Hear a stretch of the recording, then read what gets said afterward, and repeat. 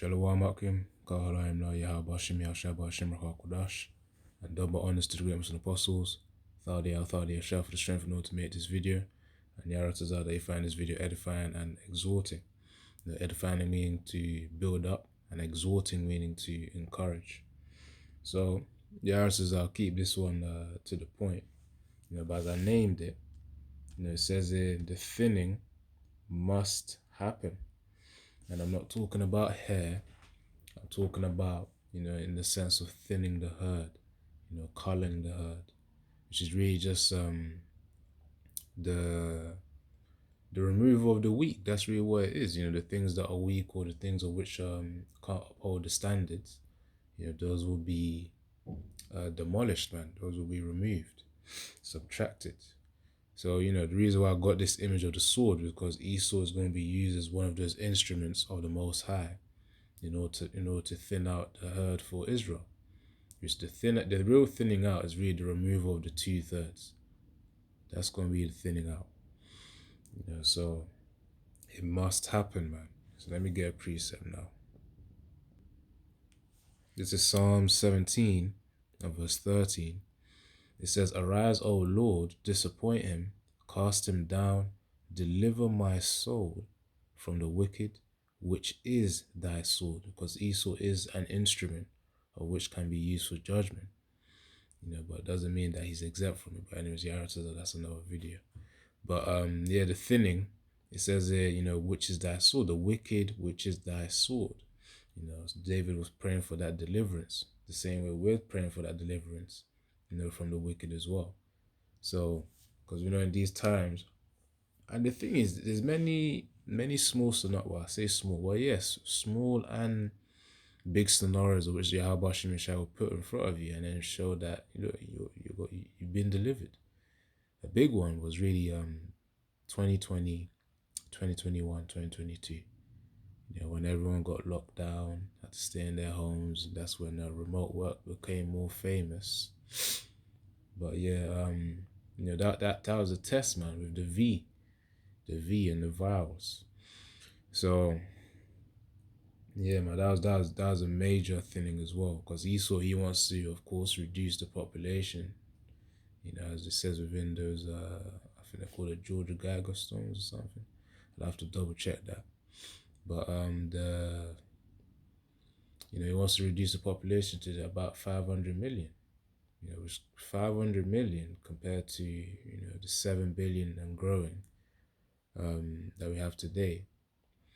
It's it's quite an amount. It's a very small amount, because he Esau wants to control things. He wants to be like the Most High, as it says in Isaiah 14 verse 14.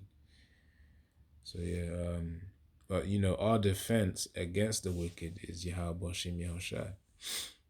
That's why you gotta know those names, man. Not just know those names. You have to have that innate belief. Now let me get this precept here. Let me see if this would work. Alright, so it doesn't work like that here. I'll type the full word.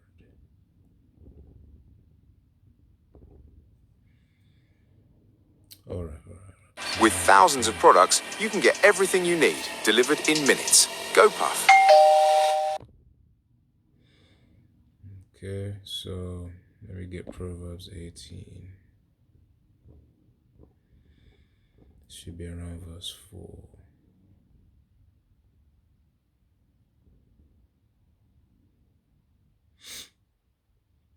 Hold on.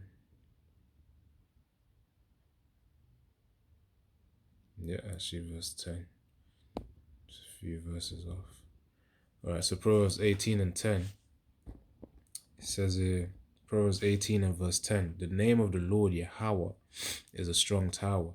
The righteous runneth into it and is safe." Now, of course, we're in the times where, we know the names Yahweh Shai. So that's why we say, Yahweh Bahashem Yahweh Shai. So in the name of Yahweh Bahashem Yahweh Shai, the name of Yahweh Bahashem Yahweh Shai is a strong tower. The righteous runneth into it and is safe. Of course, whenever you see the LORD in the capitals, you should see it as Yahweh. That's why I read it the way I did. But yeah, we know that it's through Yahushua. That's how we get to Yahweh anyway. So it's through the intervention of our mediator. That's how we get the mercy. That's how we get the defense. As it says here, a strong tower, spiritually speaking, more so. He says the righteous runneth into it. That's us. And it's safe because we're the ones who are sincerely repenting to Yahweh Bashim Yahushua. Because of these sinful bodies, man, and all the past lives where we did sin. This is what we're getting payback for, man. Hence judgment. So it says the name of the Lord Yahweh Bashim Yahushua is a strong tower. The righteous runneth into it and is saved. That's how you prevent yourself. That's how you defend yourself against the wicked. Because the wicked, he can go carnal as he want, man, because the blessing of the sword was given to him. I believe that's in Genesis 40. Or was it Genesis 39 and 40? Let me just try to get it quickly. I believe actually probably Genesis 27. Genesis 27. But yeah, hold on, let me do it this way.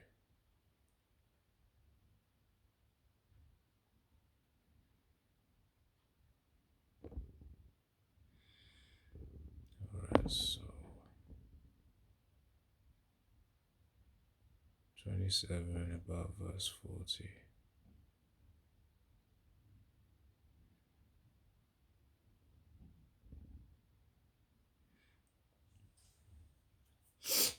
So in terms of the blessing from Isaac to Esau, it says in Genesis 27 and 40, and by thy sword, hold on. Yeah, I've already said the context anyway. So Genesis 27 and 40, and by thy sword shalt thou live, and shalt serve thy brother, and it shall come to pass when thou shalt have dominion, that thou shalt break his yoke off thy neck. So the key part that I want to read is it says, and by thy sword shalt thou live. The modern day sword is the gun, the military artillery, the weapons that he has. But yeah, in other words, in simplicity, it's the gun. So all of that, that's why we fight him spiritually, man. We don't fight him flipping carnally. Now, really, spiritual power conquers carnal power, anyways. Quite literally, if you remember that Magneto scene as well. Don't know what was it, X-Men First Class or something. Sometimes I get confused, but yeah, the point is that the spiritual sword, which is which is really the scriptures, our faith, and the name. Well, first of all, the names Yahweh Shem Yahshua, our faith in Yahweh Shem Yahshua, and of course the scriptures of which we meditate upon. That's our defense. But it says in Proverbs 18 and 10, the names Yahweh Shem Yahshua is a strong tower. So that's how we defend ourselves. But those who are going to be thinned out will not have this defense at all. They won't have the faith, they won't have the names Yahweh Shem Yahshua, they won't have the belief, the conviction.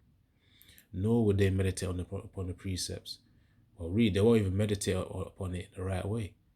Because certain things you got to have teachers that break them down to you. For example, Acts 8 and 31, with the Ethiopian eunuch, he said, how can I understand except a man teach me? So yeah, and you have to have the right teachers for that, by the way. All right, let's let me get back to the video. Well, I say video. Let me get this precept here. This is Zechariah 13 and verse 8. It says, and it shall come to pass that in all the land, saith the Lord Yahweh, 2 parts therein shall be cut off and die. You see? 2 parts therein shall be cut off and die, but the third shall be left therein. So literally, man, 2/3 therein shall be cut off. A sword is also used for cutting, man. It cuts through the flesh, and then that's when the person dies. So the same way the 2/3 they're gonna go through that thinning, man. And part of it is Esau being the sword of Yahweh Shem Yahushua and cutting them off. Then they're gonna have to be reborn. The second way out to get to the kingdom, which is not really ideal because the first way out, that's when you get the honor. The second way out, that's when you get the dishonor, the everlasting contempt. So, because they're going to realize what they did, especially what they did to the men of Yahweh Shem Yahushua, man, the servants of Yahweh Shem Yahushua. So all your suffering and pain that you're going through, don't worry. They're all going to feel it in that day. Anyways, what's I going to get? Yeah, come on, let me read this again. This is Zechariah 13:8. It says, "And it shall come to pass that in all the land, saith the Lord Yahweh, 2 parts therein shall be cut off and die, 2/3, but the third shall be left therein. And I'll bring the third part through the fire. I will refine them as silver is refined." Hence why you go through that adversity. "And will try them as gold is tried. They shall call on my name." Hence the importance of the names Yahweh, Wa, Yahweh Shai. "And I will hear them. I will say, it is my people, and they shall say, the Lord Yahweh is my power." You see, the Lord Yahweh Shem Yahushua is my power. Yeah, man. So the 1/3, they're gonna have the names of Yahweh Shem Yahushua. They're gonna have the faith, and of course, they're gonna have the true understanding of the scriptures also. All right. Let's get this precepts. Well, Hosea 5:15. "I will go and return to my place till they acknowledge their offense and seek my face. In their affliction, they will seek me early." So, of course, when they're going through that suffering, that pain, that's when Jake gonna be like, wait, hold on. Weren't there prophets on the streets talking about, Yahweh and Yahweh Shai? They're probably gonna fumble the name anyway, certain of them. Certain of them maybe not. But even if you knew the name, it's like, did you acquire it during the grace period? That's the real question. We're still in that grace period. For as long as the prophets are still in the streets, we're still in that grace period, man. And when the famine of the word hits, that's when you gotta be shaking. And I'm talking about the 2/3 here. For those of us who know the names Yahweh, Yahweh Shai, who know the code, the true code of the scriptures, the true understanding of the scriptures, we know that we'll be fine. And the scriptures comfort us in that way. Now, Hosea 5:15, the NLT. "Then I will return to my place until they admit their guilt and turn to me. For as soon as trouble comes, they will earnestly search for me." And it's true. It's true. Remember, that even happens amongst men, in the flesh. It's like when a person is in trouble, they go to the one that they're dependent on. As a child, let's say, a child fell or, scared of something, they saw something scary, then the child will run straight to the mother or straight to the father, man, because, they're dependent on, the father, the mother, right there, man. They're the next provision of safety and security. So the child trusts them. That's why it says here, the same thing, it is the same meaning here is portrayed spiritually as well, because that's why we say Yahweh Abba Nawa. Abba means father. The Nawa part just means like our. O-U-R, our father. So Abba Nawa, Yahweh Abba Nawa, man.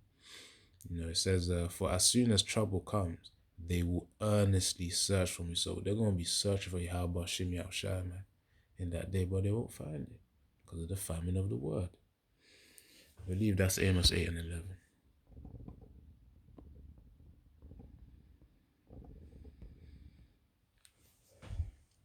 Yep. Amos 8:11. "Behold, the days come, saith the Lord Yahweh Shem Yahushua, the Most High, that I will send a famine in the land, not a famine of bread, nor a thirst for water, but of hearing the words of the Lord Yahweh."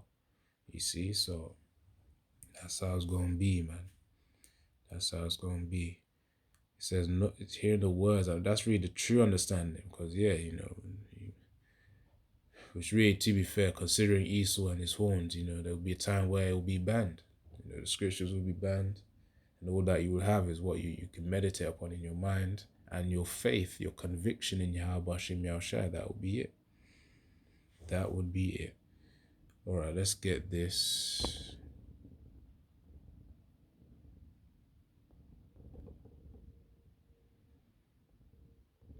So this is Ezekiel 36, starting from verse 19, which is the reason why, the Most High is also punishing us. Well, one of many reasons, really, but yeah, considering the many reasons being Deuteronomy 28. Well, disobedience, let's just keep things simple. Disobedience, but of course you can break it down into different ways, like, idolatry, adultery, and many sins of which Yahweh Shem Yahushua, the Most High, commanded Israel not to do. But anyways, let's read this. Ezekiel 36:19. "And I scattered them among the heath." This is talking about Israel, by the way, the judgment upon them. Ezekiel 36:19. "And I scattered them among the heathen and they were dispersed through the countries according to their way and according to their doings. I judged them, you see. The Most has a power of balance, man. That's why he literally just said there, according to their doings, I judge them. So what you do in your past life, that's why you suffer it, in the next life, man. So that's one thing too. Sometimes, the Most High could also be like, okay, in that same life, you make you do something, and then, you're going to get judged in that same life also. Verse 20, and when they entered onto the heathen, whither they went, they profaned my holy name. When they said to them, these are the people of the Lord Yahweh, and are gone forth out of his land. You see, they profaned it, man. Let's see what it says in the NLT. It says, but when they were scattered among the nations, they brought shame on my holy name. For the nation said, these are the people of the Lord Yahweh. But he couldn't keep them safe in his own land. It's true. He's trying to make it be as though it's an embarrassment. But the truth is, they just disobeyed their power, man. That's why the Most High just had to withdraw from Israel. But, Israel, Jake got to realize there, which Jake is reference to Israelites, by the way. You so-called Negroes, Latinos, Native American Indians, as well as speckled bird out there. A speckled bird, again, just means anyone who may look like a heathen, but it's actually an Israelite. Normally, a way of testing that, typically down the line, down their father's line, there's a Jake whose seed pretty much brought him in, man. So your great grandfather could have been a so-called black man, or a so-called Latino, Hispanic, or a so-called, and I'm talking about the South American side. And I'm talking also, or could have been a Native American Indian, so try to wrap your head around that. But yeah, Jeremiah 12:9, supports that in terms of the speckled bird precept. Romans 8:18 as well, I believe. But yeah, let me continue with this. Hold on, let me check this just in case. Romans 8:18, I believe it should be it. Actually, no. It's a good thing I double checked it. Hold on. Yeah, Romans 8:16, not 18. Salak. And Salak just means forgive. Salak, means forgive me. So the Spirit itself beareth witness with our spirit that we are the children of the Most High. So sometimes you got to double check things, man. Right, so Ezekiel 36:20. And when they entered in unto the heathen, whither they went, they profaned my holy name. And when they said to them, these are the people of the Lord, and are gone forth out of his land. But I had pity for mine holy name, because of most I did for his name's sake, man. Yahweh. And it says, which the house of Israel had profaned, put shame on among the heathen, whither they went. Therefore say unto the house of Israel, thus saith the Lord Yahweh the Most High, I do not this for your sakes, O house of Israel, but for mine holy name's sake. It's true. Perfect being. Of course he's gonna do things that are oriented towards his goals, man. Not to an imperfect being, referring to Israel in their terrestrial bodies. Formerly, though, because in the kingdom will be in perfection. In perfection. Now it says, but for mine holy name's sake, which ye have profaned among the heathen, whither ye went. So he's going to do it for the Most High's name, man. He's going to do it for himself. That's what Yahweh was saying. Ezekiel 36:23, and I will sanctify my great name, which was profaned among the heathen, which ye have profaned in the midst of them. And the heathen shall know that I am the Lord Yahweh, saith the Lord the Most High, when I shall be sanctified in before their eyes, in you before their eyes. For I will take you from among the heathen, and gather you out of all countries, and I will bring you into your own land. And that's going to be the gathering, man. That's when we're really going to take back that land, and then Amalek going to be kicked out anyway. It's going to be cleared out. Really through the missiles are going to be cleared out anyways, as we know what's going on right now. The US-Iran invasion and Iran's retaliations as well. Quite a back and forth going on here. But yeah, that's the point, Akim. Read one more precept and then I'm gonna wrap it up.